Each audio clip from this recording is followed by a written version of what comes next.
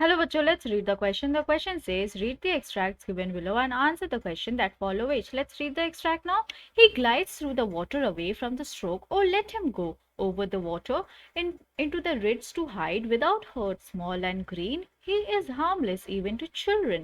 So वो जो है वो स्विफ्ट करता हुआ वो मूव करता हुआ पानी में चला जा रहा है उस वार से दूर फ्रॉम द स्ट्रोक मतलब वो डंडे से जो वार किया जा रहा था उसे स्ट्रोक बोला जा रहा है इंग्लिश में।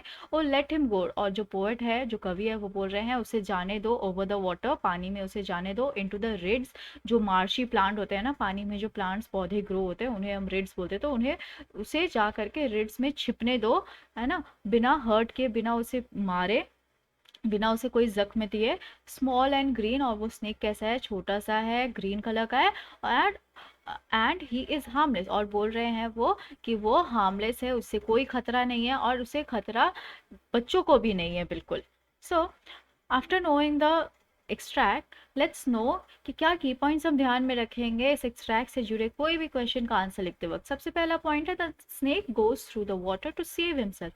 जो सांप है वो सांप कहाँ जा रहा है वो पानी में चला जा रहा है ताकि वो अपनी जान बचा सके। Then he is going over the water into the reeds और वो पानी में के ऊपर से निकलते हुए चला जा रहा है रिड्स में मतलब जो मार्शी प्लांट्स है जो हरे नरकट होते हैं उसके बीच चला जा रहा है छिपने के लिए। Then he is small in size and green in colour वो हरे रंग का है और छोटा सा है साइज में।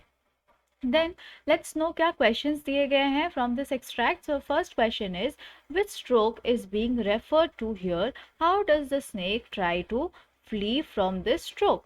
सो यहाँ पे किस स्ट्रोक के बारे में बात की जा रही है इस एक्सट्रैक्ट में और जो स्नेक है वो किस तरह से अपनी जान बचाते हुए स्ट्रोक से भाग रहा है। फ्ली मतलब भागना ठीक है एस्केप करना। सो क्या आंसर हम लिखेंगे। So here we have the answers. So सबसे पहला क्वेश्चन में पूछा गया है कि स्ट्रोक क्या है और ये स्ट्रोक किसे रेफर किया जा रहा है और वो जो स्नेक है वो किस तरह भाग रहा है स्ट्रोक से। So let's know the poet refers to the stroke with stick. जो स्ट्रोक है वो जो हम डंडे से जब वार करते किसी को और जो स्ट्राइक होती है उसी को बोला जा रहा है स्ट्रोक। ओके उसी से डंडे से मारने को स्ट्रोक बोला जा रहा है यहाँ पे। Then the snake is trying to flee from the stroke by curving his thin long body and gliding through the water। और जो सांप है वो कोशिश कर रहा है उस वार से भागने के लिए बचने के लिए और वो क्या कर रहा है अपने बॉडी को घुमाते हुए लेकर जा रहा है उसकी पतली सी लंबी सी बॉडी को और वो ग्लाइड कर रहा है यानी कि स्विम कर रहा है पानी में। Right? So let's frame the answer now. The poet refers to the stroke with stick. The snake is trying to flee from the stroke by curving his thin long body and gliding through the water. Let's know second question क्या दिया गया है। So second question ये पूछ रहा है कि to whom does the poet say oh let him go and why। यहाँ पर कवि किसे कह रहे हैं कि उसे जाने दो और क्यों। So इसका आंसर हम क्या लिखेंगे। इसका आंसर हम ये लिखेंगे the poet tells the man chasing the snake with a stick to let the snake go। The poet wants that the snake should not be hurt and should be allowed to escape।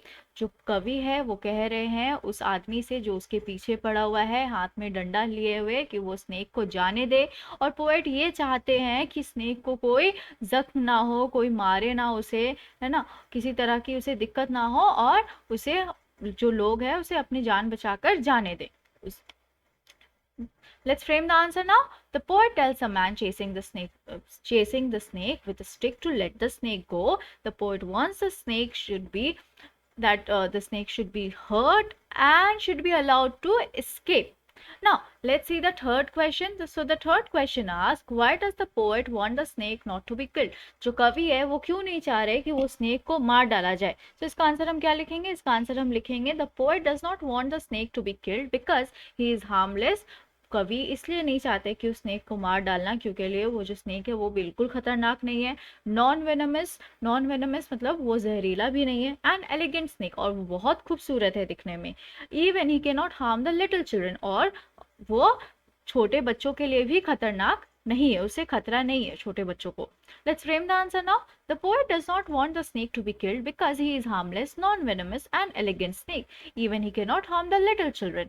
Now let's see the last question from this extract। So the last question asks which trait of the poet's personality is revealed through these lines। So poet के जो personality है so उससे क्या पता चल रहा है इस extract से क्या पता चल रहा है कि poet कैसे हैं। ठीक है सो इसका आंसर हम क्या लिखेंगे? The poet admires the nature and all the creation. जो पोएट है उन्हें बहुत अच्छा लगता है ये नेचर, ये प्रकृति, और इस प्रकृति में जो भी क्रिएशन है, जो भी भगवान बनाए हैं, वो सारे चीज़ उन्हें बहुत अच्छे लगते हैं। Then he is compassionate about the creatures, और वो बहुत ज़्यादा केयरिंग है जितने भी प्राणी हैं उनके लिए। Like he finds the snake and it's movements very graceful and beautiful. जैसे कि वो इस सांप को बहुत पसंद कर रहे हैं, उन्हें ये बहुत खूबसूरत लग रहा है जिस तरह से ये सांप जितनी खूबसूरती से बढ़ रहा है, आगे मूव कर रहा है अपनी बॉडी को, ये सारी चीज़ें उन्हें बहुत पसंद आ रही है। Also he does not want the snake to be killed, और साथ ही साथ वो ये भी नहीं चाहते कि उस स्नेक को मार डाला जाए। Let's frame the answer now.